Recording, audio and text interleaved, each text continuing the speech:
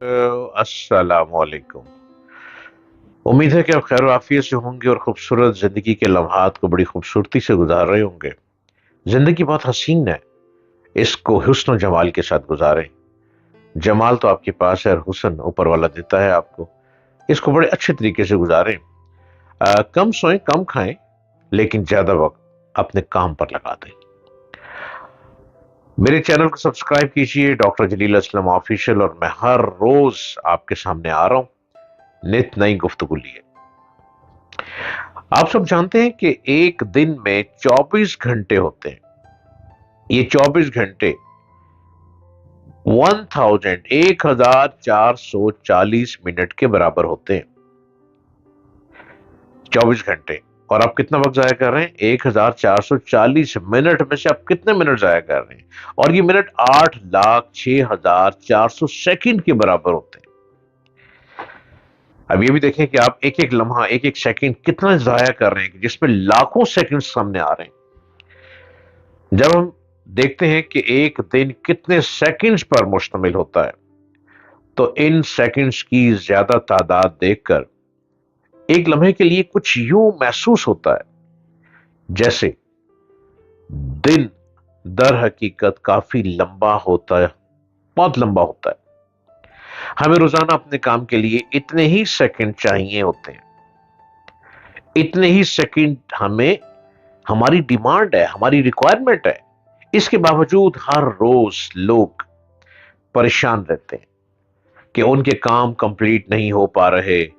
दिन काफी छोटा होता है और अपने काम निपटाने के लिए लोगों को खातिर खा वक्त मिल ही नहीं पाता, वक्त मुयस्सर ही नहीं आता। इसी महज इसी वजह की बिना पर लोग बहुत परेशान हैं, जो इस एहसास की बिना पर असाबी तनाव का शिकार हो जाते हैं कि उनके पास वक्त कम है, डिप्रेशन का शिकार हो जाते हैं कि वक्त कम है और काम ज्यादा है। जो इनसे निपट नहीं पा रहे, रोजाना वो जिन कामों की फहरिस्त लोग बनाते हैं, उनमें से कुछ ना कुछ जरूर बाकी रह जाते हैं। ऐसा लगता है कि वो मुसलसल भाग रहे हैं, लेकिन कभी अपने टारगेट तक नहीं पहुंच पाते। ये एक किस्म का एहसास से शिकस्त होता है, जो रफ्ता रफ्ता लोगों के असाब को तोड़ तोड़ फोड़ देता है। वो रोजाना अपने दिन के अख्ताम पर अपने आप को थका थका मांदा महसूस करते हैं, लेकिन ये महसूस नहीं करते कि उन्होंने किसी मकसद की कामयाबी हासिल की है। कितनी कामयाबी हासिल की है? शिकस्त और नाकामी का ये एहसास रफ्ता रफ्ता लोगों को अंदर से खोखला कर देता है। कुछ लोग ऐसे हैं कि जिन्हें सुबह आंख खुलते ही डिप्रेशन, असाबी तनाव और थकन का एहसास होता है, जैसे उन्होंने बहुत से काम कर लिए, लेकिन फिर भी वो अपने टारगेट तक नहीं पहुंच पाते। दर हकीकत ये एहसास उन्हें रोजाना होता था, और फिर रफ्ता रफ्ता इस बुरी तरह उनके जहन पर सवार हुआ कि हर रोज सुबह होते ही और आंख खुलते ही उन्हें इस एहसास से वास्ता पड़ने लगा। यानी रफ्ता रफ्ता वक्त आ गया कि उन्हें कुछ किए बगैर ही थकन, नाकामी और अपने काम पूरे ना होने का एहसास होने लगा। अब एक कंपनी के कोई साहब, एक बड़ी कंपनी में सीईओ थे। इसमें शक नहीं कि उनके सर पर बहुत सी जिम्मेदारियां थी, मगर दूसरी जानिब उनके इन हकायक को मद्देनजर रखना भी जरूरी था कि वो काफी सालों से चीफ एग्जीक्यूटिव ऑफिसर सीईओ हैं और उनकी जिम्मेदारियां यही थी। लेकिन कुछ अरसा पहले तक उनके महसूसात ऐसे नहीं थे जैसे अब थे। अगर आप जरा सा गौर करें तो उनकी मौजूदा कैफियत की वजह समझ सकते हैं।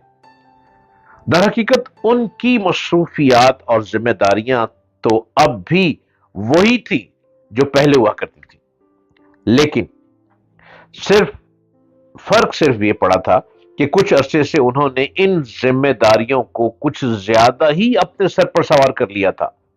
एक तो उन्होंने खुद ही अपने कामों में कुछ इजाफा कर लिया था, یعنی زیادہ کارکردگی دکھانے کے لیے انہوں نے بعض ایسے کام بھی کرنا شروع کر دیے تھے جو وہ آنے والے کل میں بھی کر سکتے تھے، اور انہیں کوئی فرق نہیں پڑتا تھا، لیکن انہیں بھی آج کے کاموں میں ہی شامل کر لیا تھا۔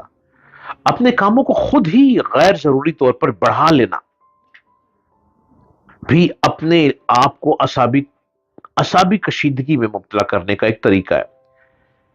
جیسے لوگ لاشعوری طور پر اختیار کر لیتے ہیں، وہ صبح اٹھتے ہی تو انہیں سب سے پہلا احساس یہ ہوتا ہے کہ کاموں کا ایک پہاڑ ان کے سامنے کھڑا ہے۔ ظاہر ہے اس سے رفتہ رفتہ ان کے اعصابی تناؤ میں مبتلا ہونے کا سلسلہ شروع ہو جاتا ہے، جو بعد میں باقی ایک مرض بن جاتا ہے۔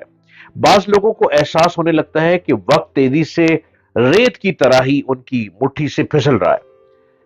یہ محض وہم ہے۔ وقت ہمیشہ اسی رفتار سے گزرتا ہے جس رفتار سے وہ ہمیشہ سے گزرتا چلا آ رہا ہے۔ ضرورت صرف اس بات کی ہے کہ آپ اس کا درست استعمال سیکھیں۔